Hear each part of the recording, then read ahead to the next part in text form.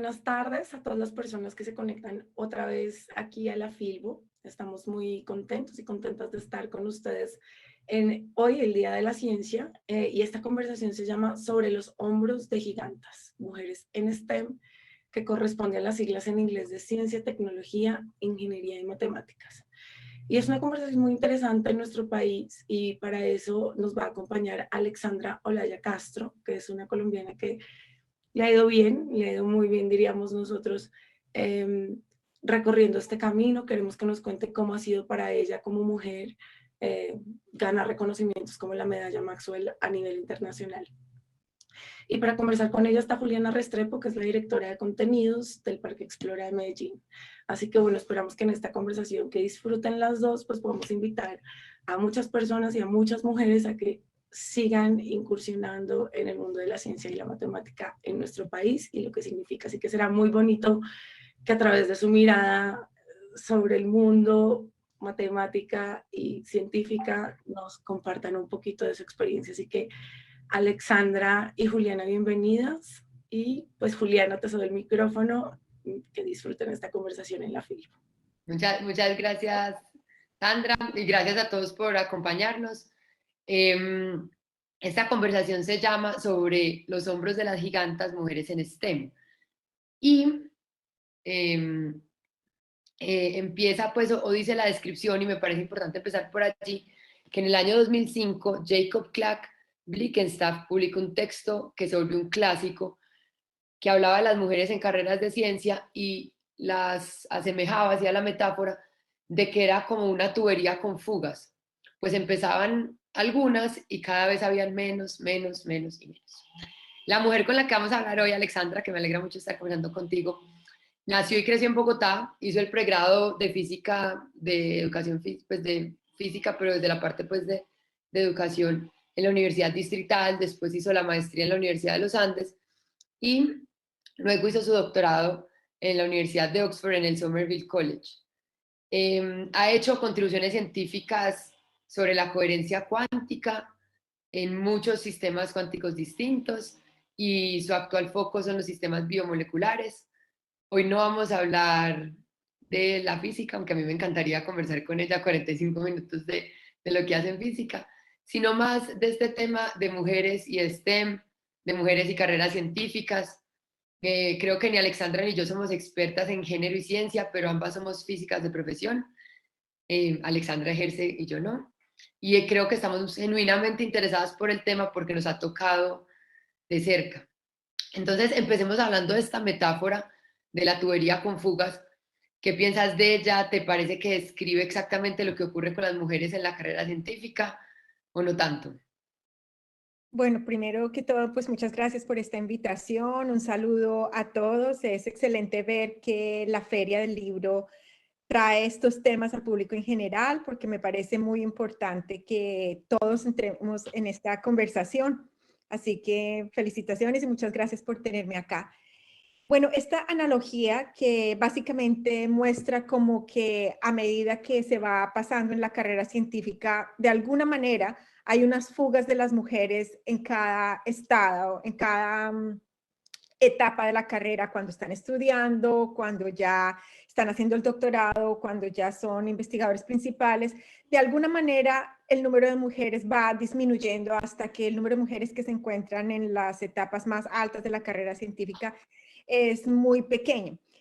Me parece que es una analogía que captura bien el hecho de que el número de mujeres esté disminuyendo, pero no es una analogía que captura exactamente de la mejor manera por qué.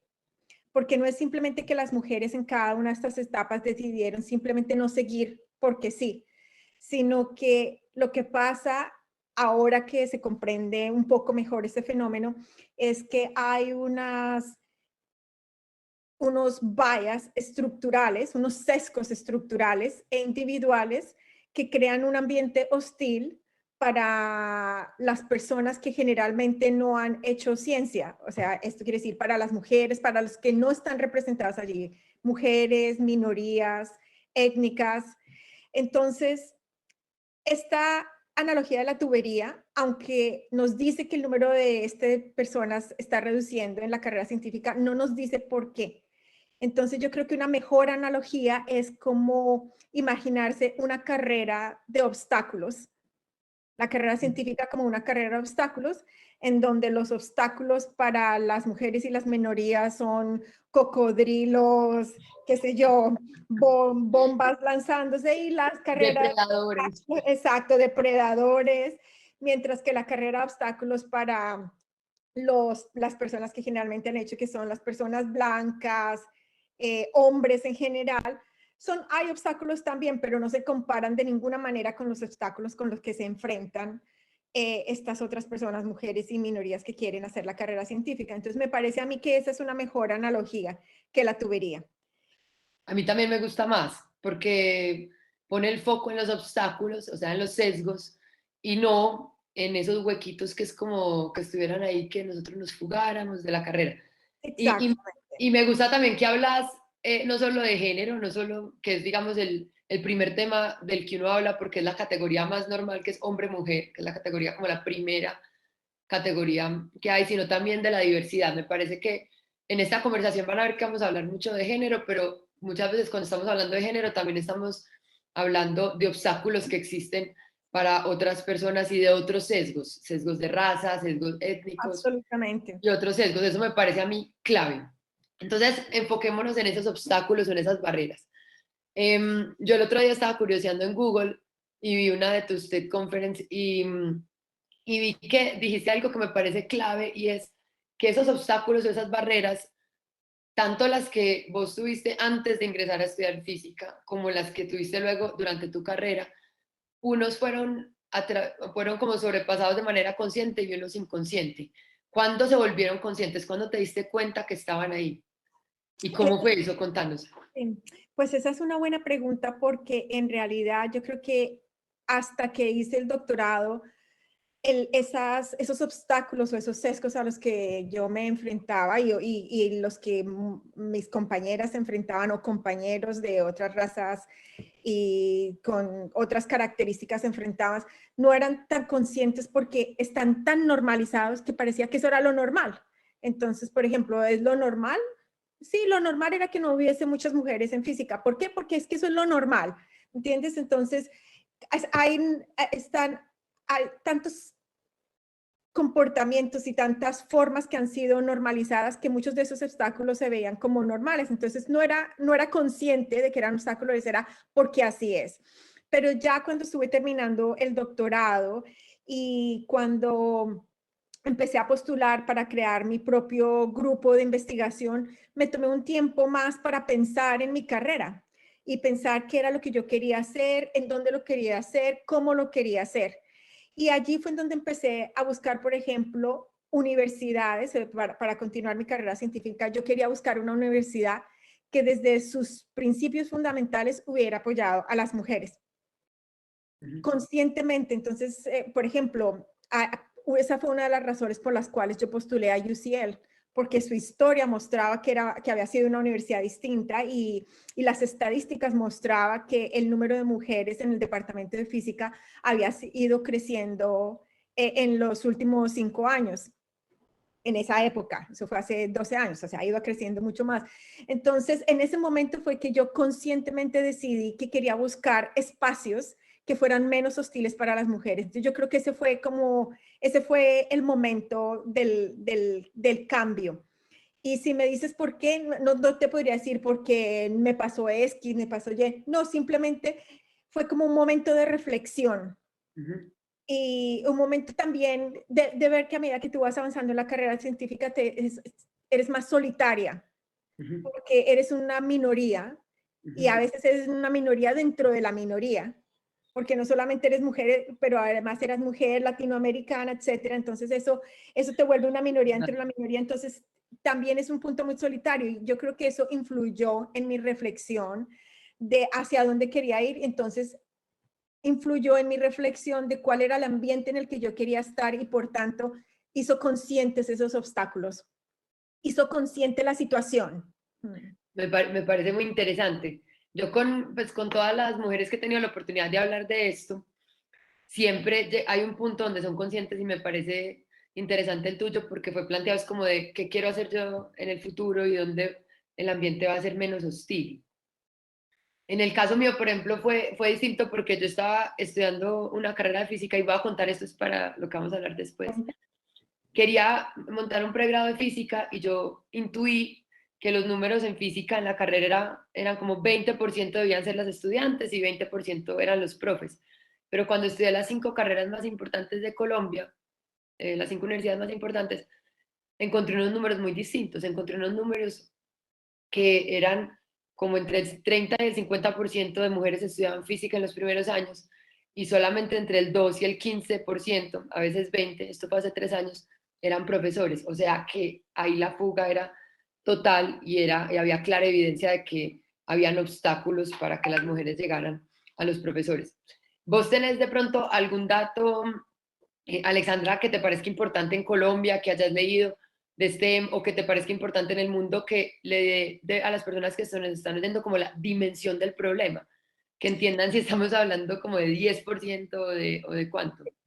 Pues hay varios datos interesantes. El primero es que ya por mucho tiempo se ha tenido que a nivel mundial, o sea, en un promedio, que el promedio no es que te diga mucho, pero te dice algo, no más del 30% de mujeres, el 30% de la población que hace ciencia son mujeres.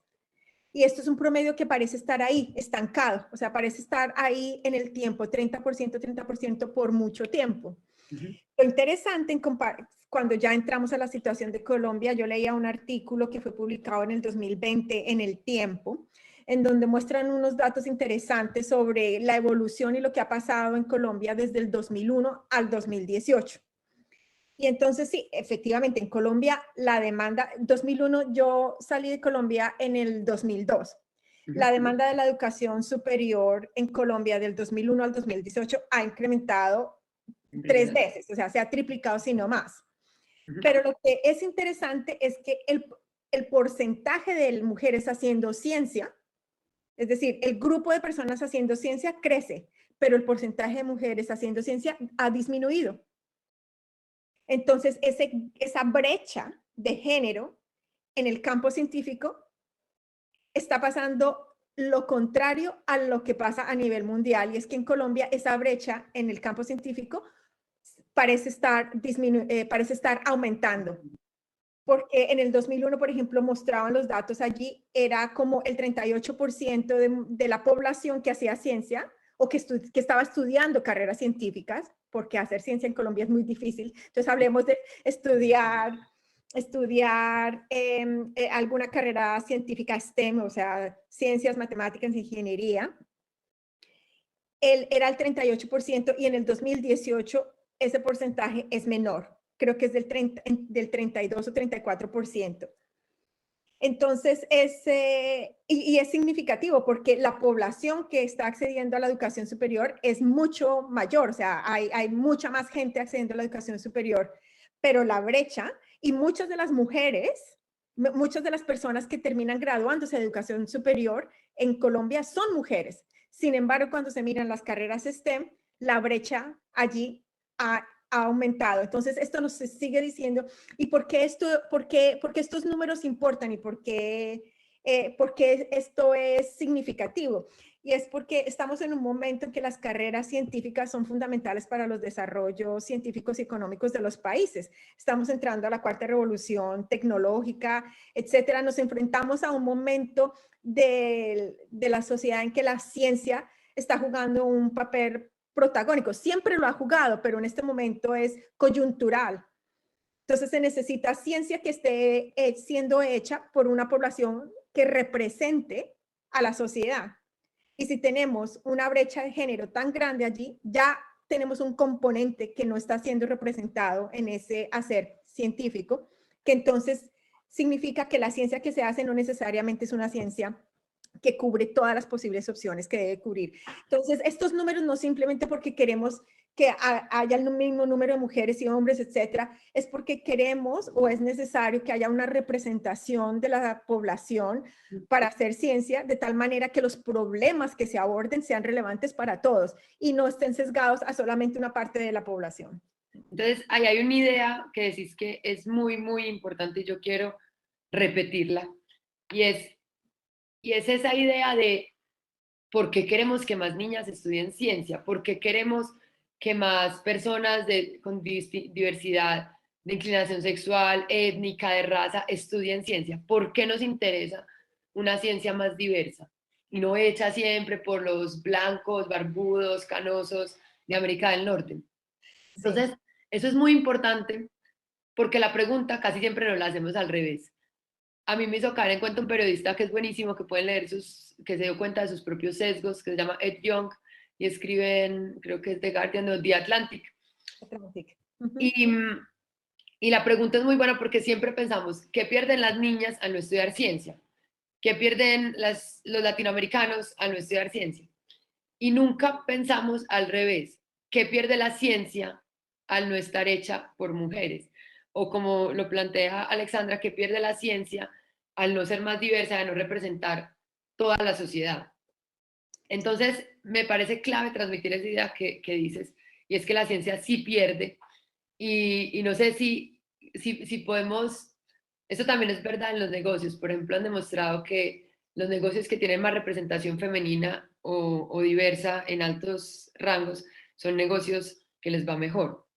Entonces, me gustaría, no sé si sos capaz de hacerle sumas a eso, ¿qué pierde la ciencia al ser menos diversa? ¿O qué pierde la ciencia al tener menos mujeres? ¿Vos qué crees que cambia? O sea, ¿crees que tu ciencia es diferente por de donde vos ves el mundo, pues por lo que vos representás? ¿O no te has hecho esa pregunta o es muy difícil? No, no me he hecho esta pregunta, me la he hecho muchas veces porque Ujú. yo soy también investigadora principal y tengo mi grupo de investigación.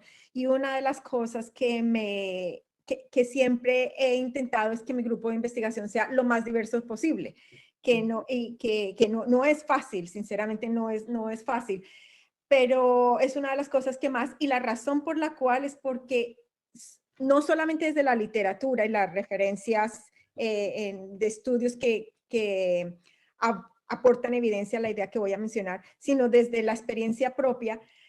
Resolver problemas científicos y abordar problemas científicos requiere distintas miradas, requiere distintas maneras de verlo, requiere verlo desde la forma A, B, C, requiere salirse de la manera típica de pensar para poder encontrar una solución que sea innovadora. Crear una nueva teoría no sale de la mañana a la noche sentándose debajo del árbol que le caga la manzana.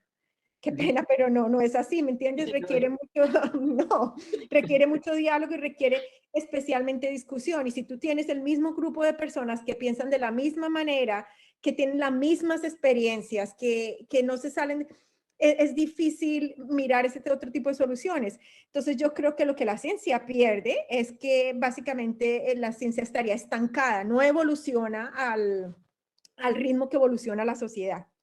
Y entonces se queda estancada en paradigmas anticuados que simplemente no permiten que la ciencia cumpla su función social tampoco. ¿Ves? Porque la ciencia no solamente, la ciencia es un privilegio para muchos de nosotros que lo hacemos porque dedicamos el tiempo, pero la ciencia también tiene un componente y una función social muy importante. Es a través del cual se crea el conocimiento fundamental que pueda que no tenga aplicabilidad en este momento, pero que nos ha mostrado la historia una y millón de veces, que es la base fundamental para el avance o para el desarrollo en muchas otras áreas. Entonces, básicamente, si la ciencia no representa, no tiene representatividad de la sociedad a la que le sirve, es inútil. Me parece muy Sí, poderosa esa idea y soy una total convencida de que es real, no solo de que es verdad, no solo en el ámbito de la ciencia, sino que todas las mesas deben ser más diversas. Me gustaría como cambiar un tris de tema, porque hablaste de Newton, que es la inspiración pues del título de esta charla, porque se llama Sobre los hombros de gigantas, y Newton, este es el título del libro de Newton, donde decía que él se había parado sobre los hombros de gigantes para ver más lejos, que es muy bonito. Pero voy a hablar de Newton por otra frase, porque dijiste, ustedes piensan que los científicos están ahí esperando a que les caiga la manzana. Y hay otras personas que, no sé, piensan que los científicos son de bata blanca en un laboratorio haciendo experimentos. Entonces a mí me gustaría como desmitificar eso, como entender que hay muchos tipos de científicos y me gustaría contarle a los que nos están oyendo hoy, pues, cómo es un día a día tuyo, cómo es tu grupo, qué es ser física teórica.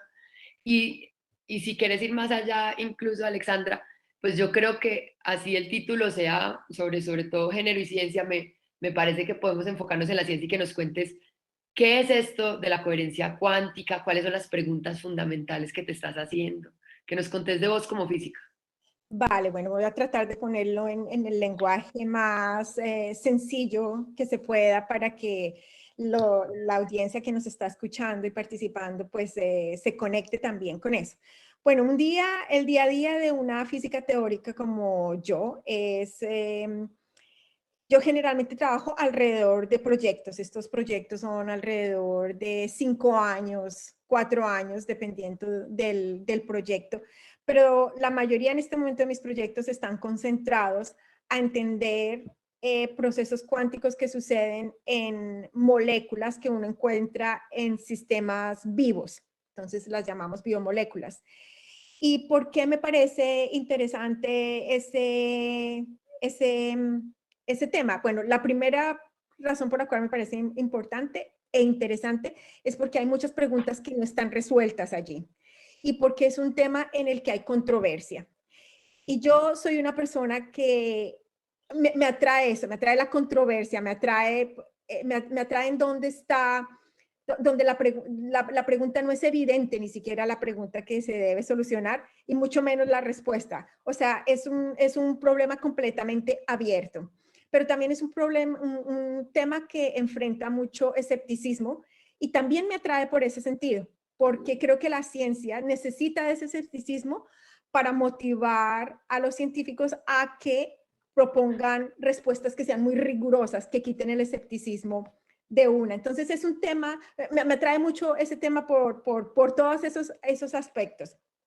Y lo que yo hago en el día a día, entonces como trabajo alrededor de proyectos, tengo un grupo de investigación que en este momento tiene 3 personas y con cada uno son un postdoctorante y doctorados, y con ellos nos reunimos una vez a la semana, tenemos una hipótesis del problema que estamos trabajando y empezamos a elaborar sistemáticamente cómo demostrar si esa hipótesis se cumple. En este caso, la hipótesis es que sí hay unos fenómenos cuánticos que son interesantes en estas moléculas, y estos fenómenos cuánticos tienen que ver con que, a ver cómo explico la coherencia cuántica de la manera más sencilla, tiene que ver con que en este nivel molecular, que es una escala muy, muy pequeña, o sea, si ustedes se imaginan, pueden imaginarse una semilla de una naranja, la semilla de la naranja, y ahora divide esa semilla en 1.000.000 de partes y coge una de esas partecitas y divídela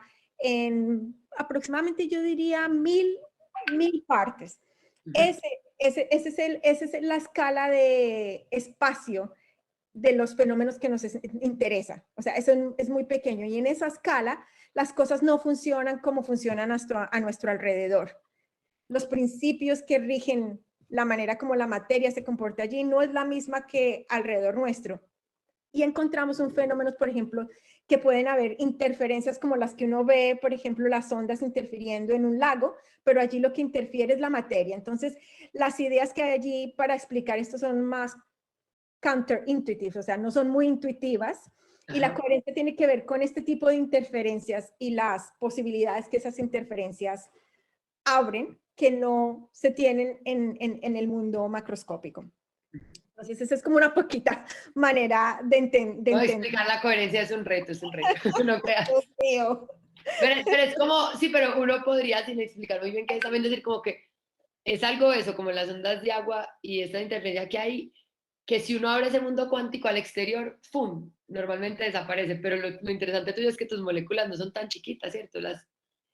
No son tan pequeñas, y bueno, lo interesante es que no se esperaba que la coherencia cuántica sobreviviera allí, porque esta interferencia es muy débil si esto es un fenómeno que está pasando a temperaturas que son altas, y temperaturas altas es temperatura ambiente. A eso nos referimos, bueno, en comparación con las escalas de energía que hay allí. Entonces, cuando ciertos experimentos empezaron a mostrar que estos fenómenos duraban más tiempo de lo que nos esperaba, pero cuando decimos más tiempo es que duraban del orden de picosegundos y no femtosegundos, o sea, el tiempo allí tampoco es que sea un tiempo muy largo. Entonces empezamos, la idea era entender por qué está durando más de lo que generalmente se creía. Y yo he estado obsesionada con ese problema. ¿Por qué? Porque no hay una respuesta en este momento que me satisfaga. No hay una respuesta que diga, sí, mira, funciona porque es así, o no, no debería funcionar y el experimento está errado. Entonces, como no hay una respuesta que me satisfaga, yo sigo con mi investigación hasta que encuentre una respuesta de la cual yo me siento tranquila. Y en este momento, parte de encontrar esa respuesta es que estoy trabajando muy en conexión con un grupo que hace experimentos, pero que hace experimentos de una manera distinta.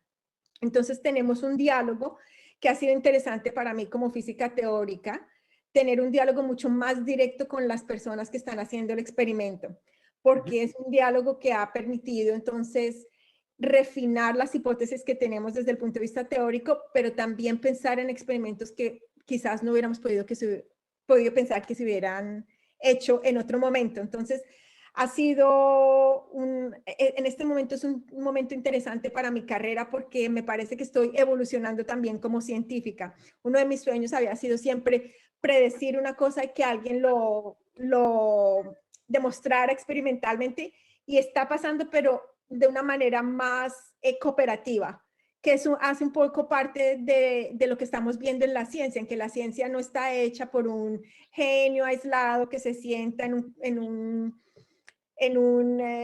una oficina por horas él solito o ella solita o la persona allí solita a sacar una teoría, sino que la mayor parte de la construcción científica viene de esos diálogos científicos que están sucediendo y hace parte de la evolución en el diálogo científico que yo estoy teniendo en este momento también.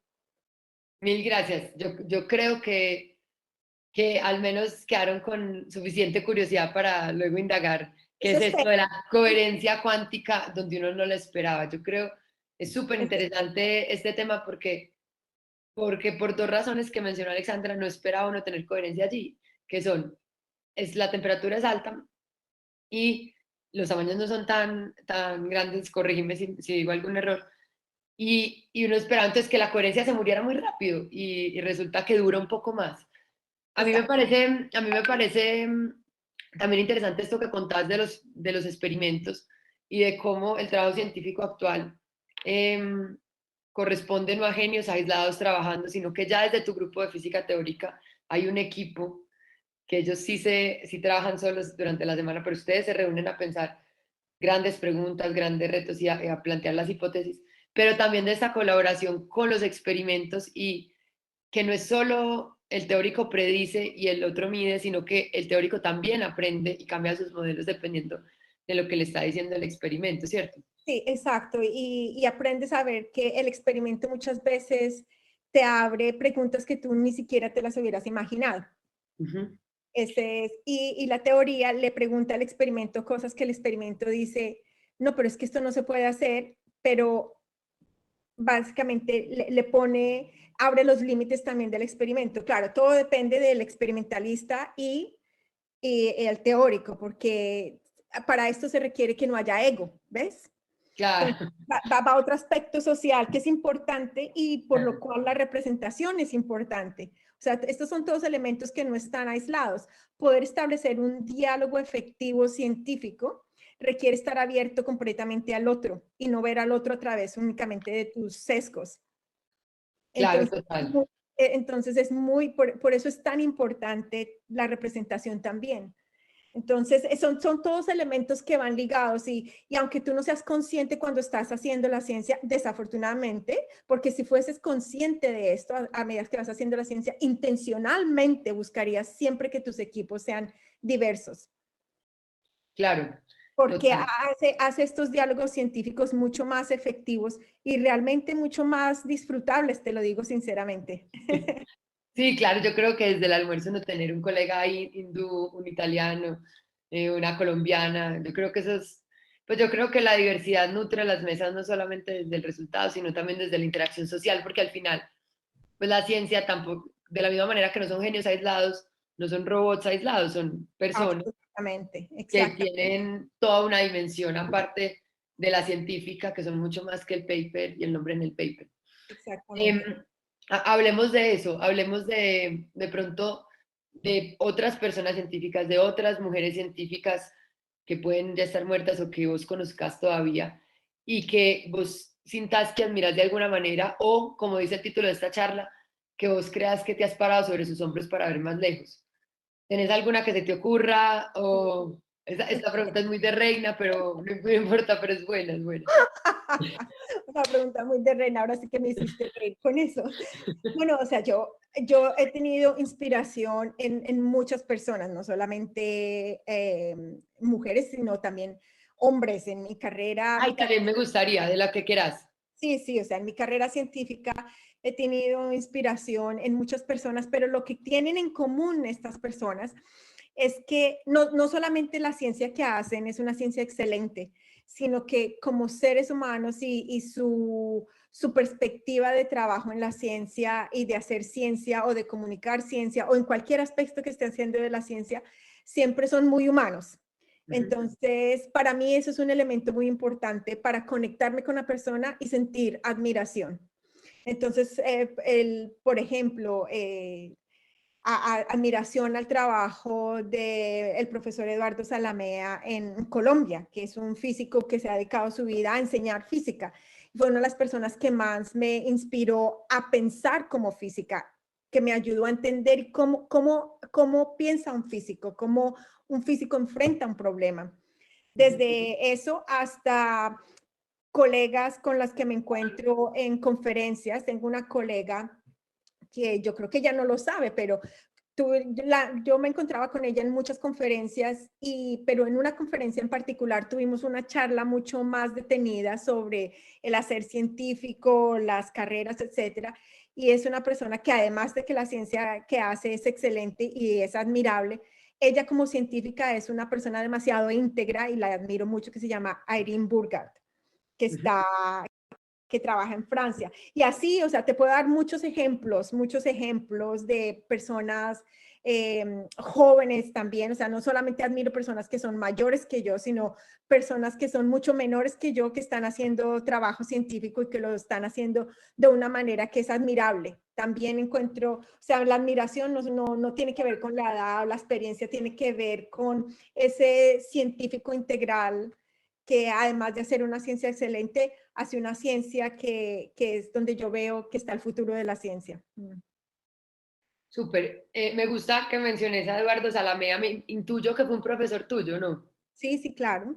En la Universidad Distrital o en los Andes. En la En la distrital. Distrital. Yo creo que los profesores son muy claves para todo esto. Absolutamente. Son muy claves y vos, bueno, al menos yo lo siento así, uno a veces termina haciendo como lo que los buenos maestros o profesores, o sea, esos le hacen hacer como saltos en la percepción, saltos en la forma de pensar, saltos en la manera de ver el mundo. Y no tienen que ser profesores oficiales de uno, sino que a veces uno encuentra maestros en conferencias y en otras partes. Exacto. Que, entonces, supongamos que los maestros son claves para que las brechas de género, pero sobre todo, nosotros hemos hablado un montón de cuando uno escoge ser física o cuando uno escoge una carrera en STEM hacia adelante. Pero digamos, no hemos hablado tanto de qué pasa, por qué las niñas no escogen, antes de por qué las niñas no escogen la carrera STEM. ¿Qué crees pues, qué le dirías vos a un profesor o qué crees que pueden hacer los maestros, los profesores en Colombia para que más niñas escojan una carrera STEM o para que las carreras STEM sean más diversas? Y puede ser que se te ocurra o puede ser que hayas leído que en otros países son prácticas que ya se han hecho y que resultan útiles, ¿cierto? Como, ¿cuál es el rol de un profesor para que esto cambie? Yeah. Pues yo creo que lo primero que hay que entender es, o sea, a mí, siempre que hablo me gusta hablar con la evidencia, ¿ves? Porque una Dale, cosa claro, es la sí, total. opinión, otra cosa es la evidencia. Entonces, Porque sos física, además. exacto. Sí, imposible no. Ajá. Pero yo creo que una de las cosas más importantes es entender la realidad local. ¿Qué está previniendo qué previene que las niñas o que una población mucho más diversa escoja una carrera científica, o que previene que incluso a nivel de primaria o secundaria tengan una atracción hacia esas carreras. Por ejemplo, yo te voy a dar un ejemplo. En Inglaterra está clarísimo que acá está, lo dicen gender eyes, o sea, está clarísimo que cuando las personas, los jóvenes terminan lo que sería el equivalente al bachillerato, hay unas áreas que son todos niños y otras áreas que son todos niños. Esto significa que algo está pasando en ese nivel escolar que hace que todas las niñas se vayan para allá y los niños para acá. Dejemos a Inglaterra al lado. Entonces uno tendría que entender, por ejemplo, en Colombia, qué está pasando allí. Ahora, desde la experiencia de haber vivido, de haber crecido, de haber estado allá, aunque sé que los tiempos han cambiado mucho en comparación con hace 40 años, pero una de las cosas fundamentales que influye la elección de una persona joven o la inclinación hacia un lado, hacia el otro, es la familia. No tanto el profesor, sino la familia. ¿Qué tanto te apoya la familia? Si a ti te gusta las matemáticas, ¿cómo es la respuesta de la familia para eso? Yo creo que en Colombia la influencia de la familia en la elección en la elección y en la guía de qué le gusta o qué no le gusta a un niño o una niña es fundamental. El apoyo que tenga de la familia para eso es fundamental. Ahora, si una persona tiene ya el apoyo de la familia, el papel fundamental del profesor es ayudar a esa persona a que desarrolle lo que más le gusta y salirse del estereotipo. Entonces, viene a la segunda idea y es que, y esto sí pasa a nivel de toda la sociedad está continuamente, los niños y las niñas reciben mensajes que vienen por la televisión, social media, etcétera, que están impregnados de estereotipos. Las niñas hacen esto, los niños hacen esto. Y aunque ahora hay una ola de rebeldía en contra de eso, aún siguen habiendo muchos estereotipos que se filtran a través de estos mensajes sociales. Entonces, el papel fundamental que juega la escuela acá y los maestros es desarrollar una actitud muy crítica hacia todos esos mensajes que reciben los jóvenes desde de todos los medios de comunicación, las redes sociales, etcétera. El desarrollar una mente muy crítica hacia eso, porque eso es lo único que va a permitir que una persona se enfrente al estereotipo y diga, no, eso no soy yo, o no, así no. Entonces, es una mezcla de esas tres cosas. O sea, sí, el profesor tiene un rol fundamental y es una inspiración, pero creo que en particular en Colombia, el rol, si queremos un cambio radical, está en la familia y en los medios de comunicación. Me parece muy interesante lo que decís y muy retador porque no es una vaina que cambie de un día para otro, sino que requiere una transformación cultural de estereotipos, de paradigmas, de qué puede hacer su hija y qué puede hacer su hijo. Incluso de ser consciente de los sesgos, porque todos tenemos sesgos, incluso los que sabemos que esos sesgos son los culpables de que no hayan más mujeres decanas de ingeniería en Medellín y que en este momento haya solo la primera de 200 años de historia. Pero creo que es esa transformación cultural uno de los primeros pasos, que la sociedad entienda los sesgos implícitos y explícitos que hay. Pero te doy un dato. Acá, el departamento de física en UCL nunca ha tenido una directora que sea mujer. Alexandra va a ser la primera. No lo sé. Y te vuelvo a entrevistar, Es para mostrarte que esto es un fenómeno global, ¿ves? Es un fenómeno global y sí estamos a través de un cambio, pero los cambios están siendo distintos y con distintos matices que son importantes de entender en los diferentes países. Claro, total. Vos puedes ser la primera, entonces te volvemos a entrevistar.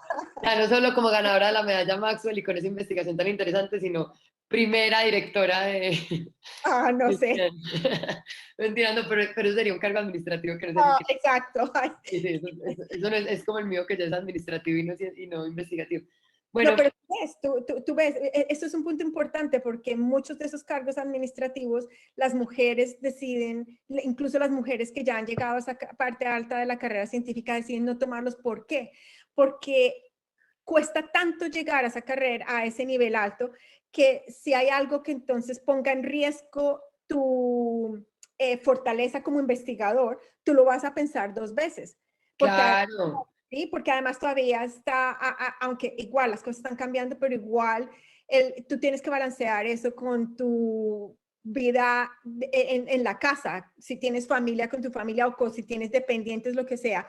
Y aunque no lo queramos, y aunque la sociedad esté cambiando, aún hay una carga muy grande de esa responsabilidad familiar en las mujeres. Y pasa en Colombia, y pasa en Inglaterra, y pasa en muchas partes del mundo, ¿ves? Entonces, una mujer se lo piensa dos veces antes de tomar un cargo administrativo de esos tan altos porque sabe el riesgo que trae, ¿ves? Y porque claro. tiene una carga, balancear todas esas cargas va a ser mucho más retador.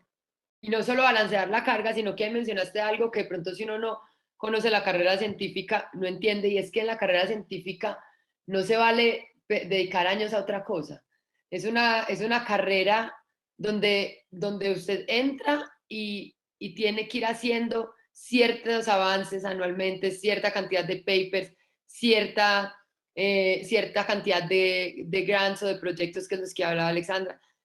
Y entonces uno vive, pues no sé si esto le pasa a los hombres también, con ese miedo de si yo pierdo un año, si lo puedo recuperar. Entonces, yo sé que eso influye, por ejemplo, en que las científicas, por ejemplo, deciden tener hijos las que quieren, porque obviamente hay las que no querrán, tarden su carrera porque no quieren perder ese año o ese año y pico que implican los hijos, porque además son científicas, entonces saben lo que eso implica en sus carreras. Menos Pero 5 papers, menos... exacto, pero es porque la carrera científica, la comunidad científica no había entendido, y digo no había porque hay en este momento todo un movimiento en Yeah. el que se entienda el contexto de todas las personas y que se balanceen esas maneras, esos distintos aspectos de forma distinta y se reconozcan. Por ejemplo, que contribuye también, si tú tomas ese cargo administrativo, obviamente que eso contribuye también a la creación de conocimiento, porque es el soporte estructural de esa empresa, ¿ves? Entonces, en este momento hay movimiento, por ejemplo, el ejemplo de UCL es que para ascender, o sea, para recibir el ascenso, profesor, tú ahora tienes varias vías. Antes era solamente la vía de investigación, los papers, bueno, los grants, etcétera. Pero hoy en día ya han habido cambios en los criterios para el ascenso y, por ejemplo, desde el 2018, tú, por ejemplo, puedes ascender en la carrera hacia la categoría más alta, que es profesor, a través, por ejemplo, de la ruta solo de enseñar. Igual tienes que hacer una contribución nueva a la enseñanza. Qué interesante. Pero no necesariamente tiene que ser contribución a través de investigación científica en tu área específica. O tienes otra posibilidad de ascender que es a través de enterprise. Entonces, si tú lo que decides es crear empresa o ese campo, o sea, hay varias rutas y esto lo que significa es que se está reconociendo que hay distintas opciones en la carrera científica y que todas estas opciones son igualmente válidas. Entonces, Interesante, no sabía eso, sí, me sí, parece súper interesante y me parece que es como hacia donde deben ir las políticas probablemente.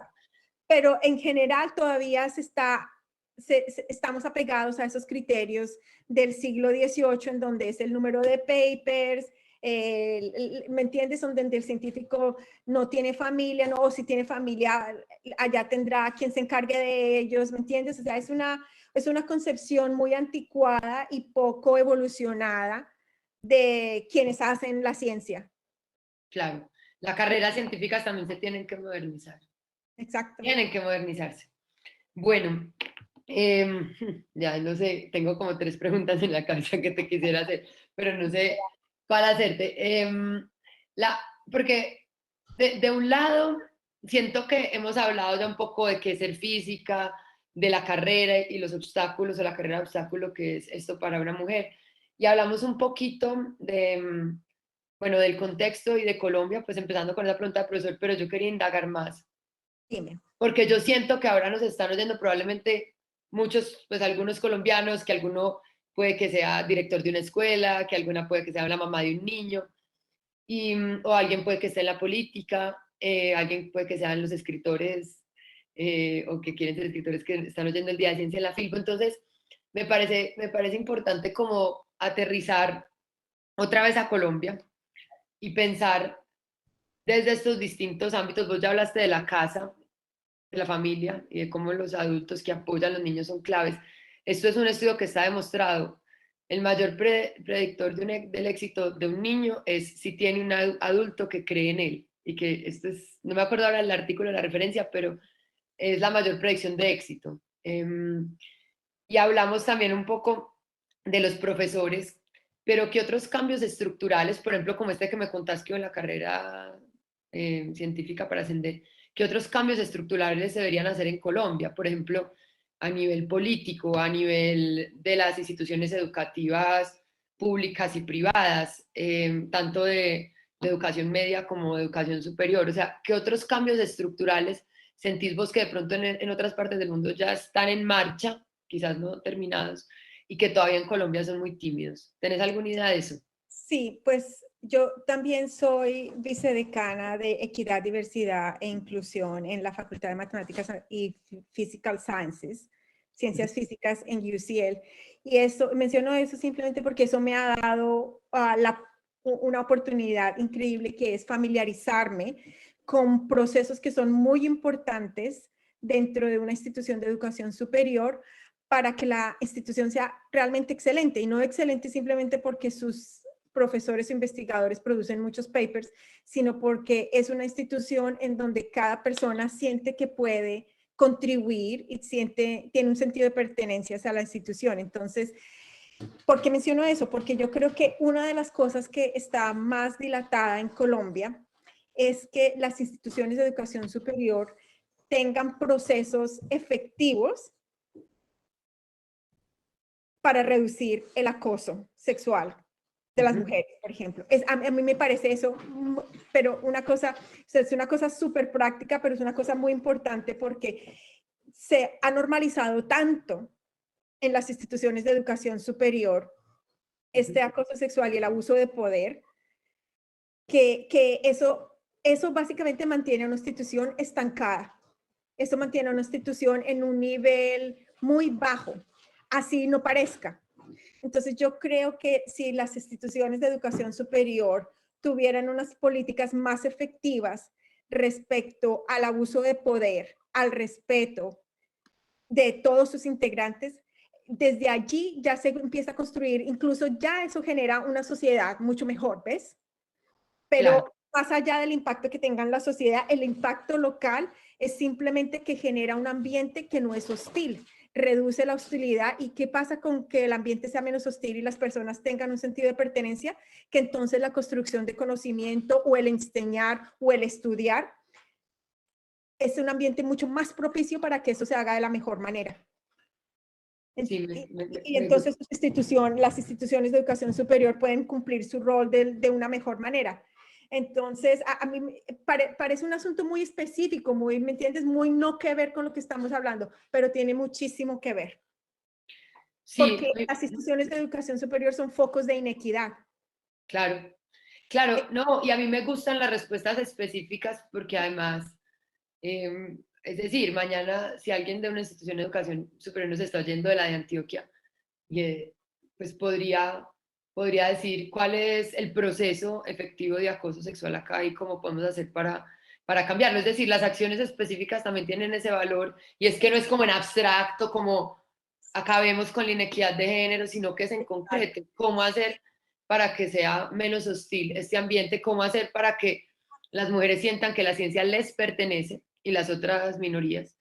Y voy a cerrar entonces, voy a cerrar este día con algo que yo aprendí no cuando estaba estudiando física, sino ahorita en museos, que es una señora muy interesante que se llama Nina Simon, y habla de las comunidades y de las puertas de los museos. Y habla de para qué comunidades vos tenés realmente abierta la puerta. Y es importante porque no es solo abrir la puerta, o sea, no es que las mujeres sí se puedan presentar al examen de admisión, eso ya lo logramos hace rato, que las mujeres sí puedan entrar a la universidad, eso sería abrir la puerta, sino que adentro se sientan que están bien, se sientan que pertenecen. Yo creo que eso es muy clave, incluso esa idea es válida también para los colegios, cómo hacer que una niña en clase de matemáticas sienta que esas matemáticas y esa curiosidad y esa lógica son también para ella. Y cómo hacer esto en general en todos los aspectos. No sé, Alexa, pues yo te agradezco un montón este tiempo que pasamos hablando, me encantan las ideas y todo lo que nos contaste. No sé si querrás contar algo más o si querrás cerrar con algo que de pronto yo no pregunté, o si cerramos con esa idea de la puerta. Sí, yo creo que me gusta mucho esa frase que mencionaste, ¿para quién tienes la puerta abierta? No, pero yo quizás adicionaría, no he leído exactamente el libro de Nina Simón para entender bien la idea que tú estás diciendo, pero yo agregaría no solamente para quién tienes abierta la puerta, porque la puerta está abierta, pero a quién le ofreces tu casa completamente, a quién le ofreces vivir ahí sin problema, porque no solamente como tú dices, abrir la puerta y te dejo entrar, pero con estas condiciones. Te haces en la esquinita, no te molestas, no hablas, te vuelves en un estorbo, ¿no? Porque básicamente así es como muchas personas se pueden sentir en una institución. Y esto, cuando mencioné lo del acoso sexual, no solamente es el acoso sexual, son los comportamientos que son inaceptables en una institución de educación superior para la convivencia, para a aprender y crear conocimiento. Entonces, procesos efectivos para eso, yo creo que generarían un cambio significativo en Colombia. Me encanta, me gusta esa idea. Entonces cambiamos la tubería con fugas, que es muy abstracta, que pareciera que somos nosotras las que nos fugamos. Exacto. Por una casa de puertas abiertas donde nos invitan a tomar tinto y nos reciben y podemos decir todo lo que queramos y podemos participar. Donde tienes un puesto en la mesa y tu voz es escuchada. Súper. Bueno, entonces cerremos con esa idea. Muchas gracias Vale, muchas gracias. Gracias a todos los que nos están oyendo.